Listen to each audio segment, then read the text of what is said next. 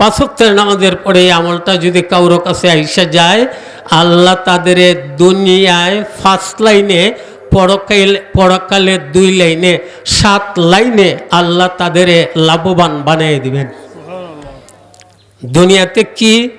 1 নম্বরে 5 ওয়াক্তের নামাজের পরে এই আমলের সাথে সাথে প্রথমে লাভটা শুনি, পরে আমল। নামাজের সাথে সাথে যখন এই আমলটা করবে, আল্লাহ তার পাছনের জীবনের গুনাহগুলো মাফ করে দিবেন। 2 নম্বরে 5 ওয়াক্তের নামাজের পরে যখন এই আমলটা করবে, আল্লাহ তাআলা প্রতিদিন তার প্রতি 70 বার রহমতের দয়া মায়ার নজর ঢালবেন। 3 নম্বরে 5 ওয়াক্তের নামাজের পরে এই আমলের কারণে আল্লাহ তাআলা প্রতিদিন তার দুনিয়ার লাইনের 70টা হাজাত পুরা করে দিবেন। 4 নম্বরে যেটা বড় গুরুত্বপূর্ণ, 5 ওয়াক্তের নামাজের পরে এই আমলগুলো যাদের কাছে আইসা যাবে, আল্লাহ দুশমনদের হাত থেকে তাদের হেফাজত করবেন।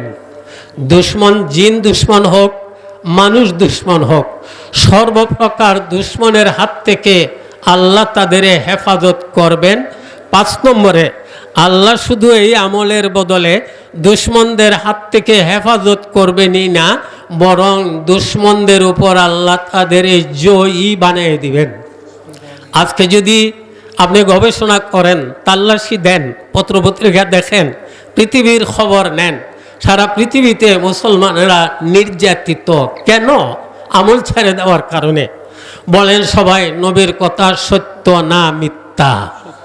আল্লাহর নবী বলে গেছেন 5 নম্বরে লাভ, 5 ওয়াক্তের নামাজের পরে এই আমলগুলো কাউর কাছে যদি আইসা যায়, আল্লাহ তাআলা দুশমনদের উপরে শুধু দুশমনের হাত থেকে হেফাজত করবেন এই না, বরং দুশমনদের উপর আল্লাহ তাদের জয়ী বানিয়ে দিবেন। 6 নম্বরে পরকালে আল্লাহ তাকে তাদের হাজিরাতুল কুদুস নামক আল্লাহ তাআলার একটা বিশেষ মহল আছে, ওখানে তাদের জায়গা দিবেন। 7 নম্বরে এই আমলওয়ালাদের পরকালে আল্লাহ তাআলা জান্নাতুল ফেরদাউসের মেহমান বানিয়ে দিবেন। আপনারা বলেন 5 ওয়াক্তের নামাজের পরে আমি আমল বলছি, আমল করাতে কি বুঝলেন? লাভ না খাস্তা?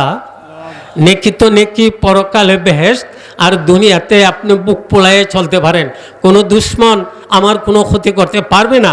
বরং এই আমলের বদলে আমরা কিছু কথা কিতাব থেকে পাইয়া, আমল করে, পরীক্ষা করে, ফল পাইয়া জাতির সামনে বলি, যাতে মানুষের একটু আগ্রহ আসে। যদি আপনার কাছে আমল আইসা যায়, আল্লাহ তাআলা জিন দুশমন, মানুষ দুশমনের হাত থেকে হেফাজত করবেন, বরং তাদের উপরে আল্লাহ আপনাকে জয়ী বানিয়ে দিবেন।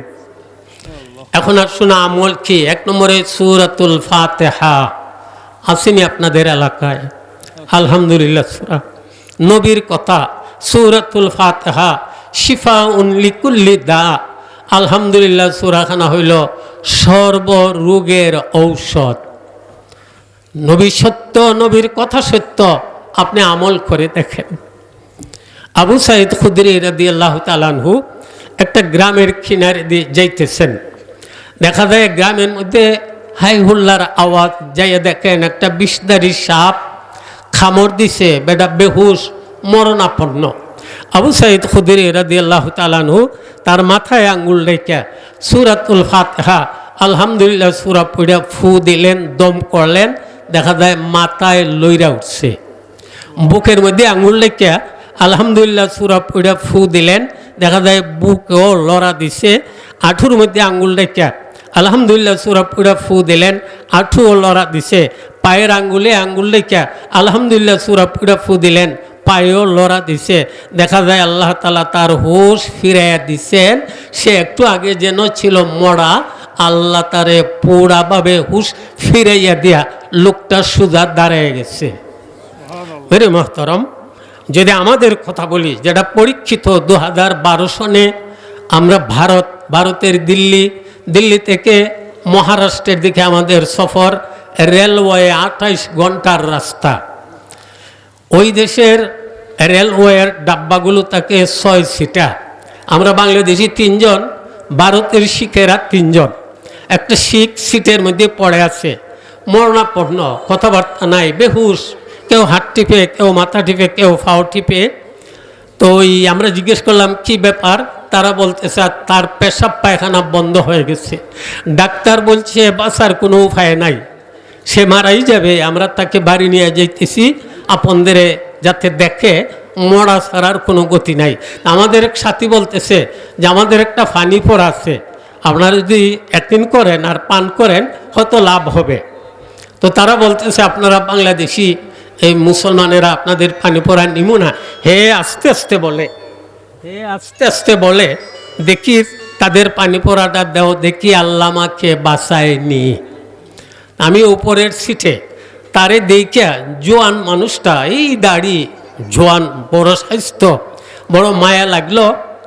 বোতলের মধ্যে পানি, আমি 7 বার দুরূদ শরীফ, আপনাদেরও ইজাজতই দেওয়া যাইব, আপনারাও আমল করুন যে 7 বার সূরাতুল ফাতিহা পড়ে দম দিলাম, আবার 7 বার দুরূদ শরীফ, এরপরে তারে দেওয়া হইল পান করো।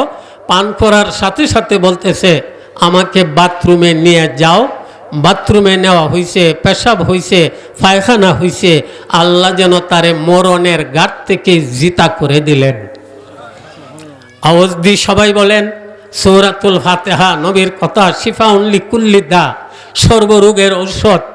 আপনি সূরাতুল ফাতিহা পড়ার অভ্যাস করতে রাজি আছেননি? পড়বেন কিভাবে?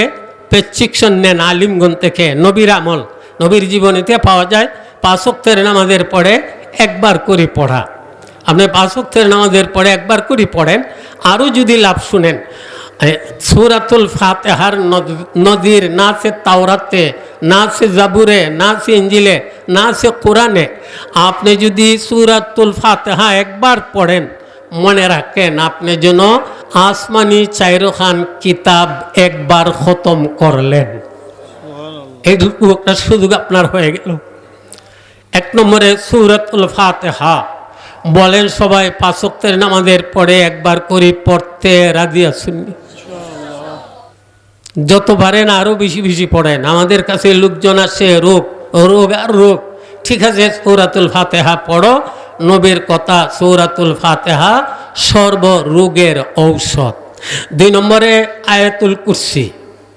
আল্লাহর নবী এক হাদিসে বলে গেছেন 5 ওয়াক্তের নামাজের পরে ইয়াকিনের সাথে, দেখেন নামাজও পড়ছে, এরপরে যদি সে আয়াতুল কুরসি পড়ার অভ্যাস করে, এই আমলওয়ালা মরত আর বেহেশতে যাইতো। বেহেশতে যাওয়া শুধু তার মরণ বাকি। আপনারা যদি বলেন যে আমরা বেহেশতে গেলাম, নেকি পাইলাম, দুনিয়ার লাইনে বলেন, তাইলে 5 ওয়াক্তের নামাজের পরে ইয়াকিনের সাথে নবীর কথা অনুযায়ী কেউ যদি আয়াতুল কুরসি পড়ার অভ্যাস করে, আল্লাহ তারে কি দিবেন? হায়াতুল হায়ওয়ান কিতাবে ঘটনা পাওয়া যায়। নবীর এক সাহাবী রাস্তা দ্বারা চলছেন, জিন আসছে কুস্তি করত। সাহাবী বলেন আসো কুস্তি করো। একজন জিন এখানে আসলে যদি হাঁক দেয় কেউ এখানে থাকবে না, জিন আসছে সবাই দৌড়বে। সাহাবী বলেন আসো, কুস্তি চলছে, জিন নিচে পড়ে গেছে। জিনে কয় আমি তাল মতো ধরতে পারি নাই, আবার কুস্তি চলক, আবার কুস্তি চলছে, নিচে পড়ে গেছে।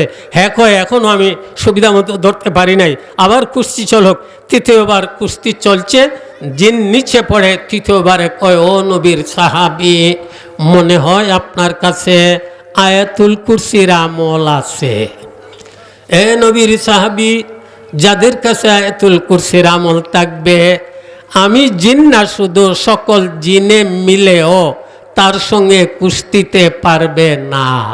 তা বোঝা গেল 5 ওয়াক্তের নামাজের পরে যারা আয়াতুল কুরসি পড়ার অভ্যাস করবে, আল্লাহ তার শারীরিক শক্তি বাড়ায় দিবেন, জিনদের হাত থেকে হেফাজত করবেন।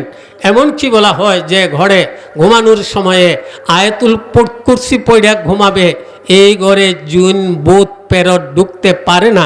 এমনকি নবী বলেন ঘুমানোর সময় আয়াতুল কুরসি পড়ে কেউ যদি ঘুমায় যায়, তার ঘর, তার পার্শ্বের লাগা ঘরগুলো তো চুরি ডাকাতি হইতে পারে না। তাহলে 2 নম্বরে আয়াতুল কুরসি 5 ওয়াক্তের নামাজের পরে পড়বেন। আপনার মরণ শুধু বাকি, মৃত্যুর সাথে সাথে আল্লাহ আপনার কবর বেহেশতের আরামের ঘর বানিয়ে দিবেন। 3 নম্বরে সূরা আল ইমরানের 18 নম্বর আয়াত। আবার ফাজাইলের কিতাবে দেখছি 19 নম্বর আয়াত। এই দুইখানা আয়াত পড়েন। 4 নম্বরে সূরা আল ইমরানের 26-27 নম্বর আয়াত আপনি পড়েন। এই 5 ওয়াক্তের নামাজের পড়ের আমল 1 নম্বরে সূরাতুল ফাতিহা, 2 নম্বরে আয়াতুল কুরসি, 3 নম্বরে সূরা আল ইমরানের 18-19 নম্বর আয়াত, 4 নম্বরে সূরা আল ইমরানের 26-27 নম্বর আয়াত। 5 ওয়াক্তের নামাজের পড়ে এই আমলটা যাদের কাছে আসবে আল্লাহ তাদের 7 লাইনে লাভবান বানাইয়া দুনিয়াতে দুশ্মনের হাত থেকে হেফাজতে রাইখা দুশ্মনদের উপর জয়ী বানাইয়া পরকালে আল্লাহ তাদের জান্নাতুল ফেরদাউসের মেহমান বানিয়ে দিবেন। আমি তাল্লাশি করে জীবনে জান্নাতুল ফেরদাউসের মেহমান হওয়ার যত আমল আমার কাছে লাগতেছে এই আমলটাই সহজ, বাকি আমলগুলো কঠিন, করাটা বড় মুশকিল। আল্লাহ তাআলা আমরা সকলকে যেন এর উপরে আমলের তৌফিক দেন।